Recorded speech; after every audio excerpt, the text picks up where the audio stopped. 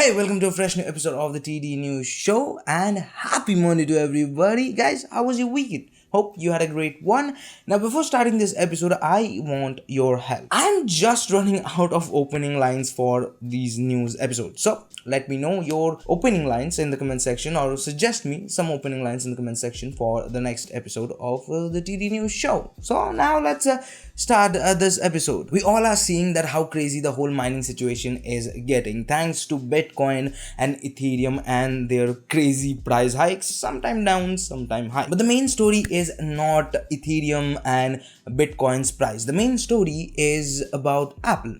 Well, Apple and mining, how does it comes together? Because if I tell you that have you ever thought mining cryptocurrency on your MacBook? I have an educated guess and the answer is no. Although the aforementioned Ethereum has shown such amazing performance only with GPUs, but that doesn't stop the software engineer Weifan Gu, sorry for butchering your name, tried some experimental mining with a M1 equipped MacBook. Although the hash rate isn't showing such great performance, so that means it's not right now a viable alternative, but it's an option. But who knows, it could start a butterfly effect and some other people will also try to mine some other cryptocurrency with MacBooks, and then miners will start buying MacBooks and we gamers will be able to show off our new GPU. But now talking about show off, AMD is right now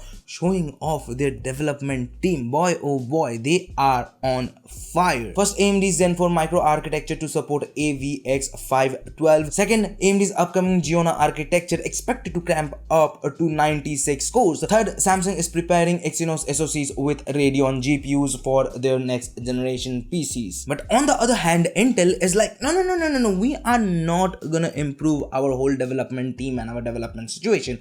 We're gonna improve our marketing skill. And they did. They recently showed off a benchmark slide where they showed that they are, or Rocket Lake CPUs are 11% better than AMD's competition. And where it is 11% better? Well, in a real world benchmark, a PC Mark 10 PCIe benchmark. Yes, a real world test, which is a PCIe benchmark, and the AMD's CPU scored 1 and the Intel one scored 1.11, which is a relative number. Like if AMD's is 1, then by that number Intel's is 11% faster, and we don't got any numbers or how they perform, just only a slide with relative performance. Real world numbers. Great marketing job, Intel. But now let's talk about Green Team. They recently launched their successor of 2060, the RTX 3060, and it is priced at $329. But that price is totally justifiable because of 3060's really amazing performance. But if you can find a RTX 3060 at the price of $329, boy, you are a damn lucky person, because some RTX 3060s are selling at the price of $500, and which is really not surprising at this point. But even though, if you want to see reviews, I have linked down a video cards article, or specifically the review roundup article, where they have listed all the reviews that have been done by written media and also video form, so you can check them out, or like all the list, there's the list, so go and check those reviews out. Now,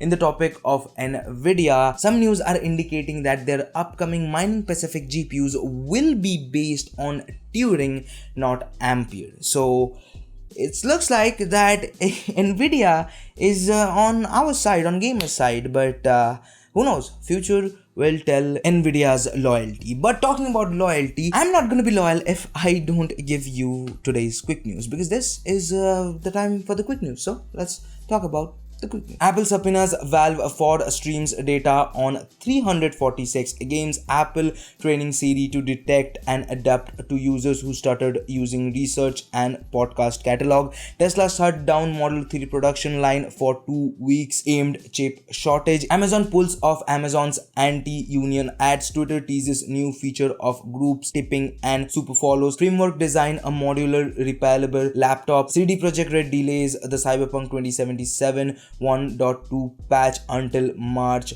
because of recent ransomware attack. 343 Industries showcases Halo Infinite PC screenshot. AMD's Radeon RX 6700 XT expected to launch solo. Lenovo develops RX 6800 XT and RX 6900 XT Legion Edition graphics card. Power Color teases new family of graphics card product called Hellhound. Now that was all for today's techie stuff, and if you want to know more about any of these stories, all the links are linked down in the description, so don't forget to check them out. Now let's talk about some of the stuff I like, starting with Uncharted movie. In a recent interview, Tom Holland said that the way he approached the movie is a big mistake from his side.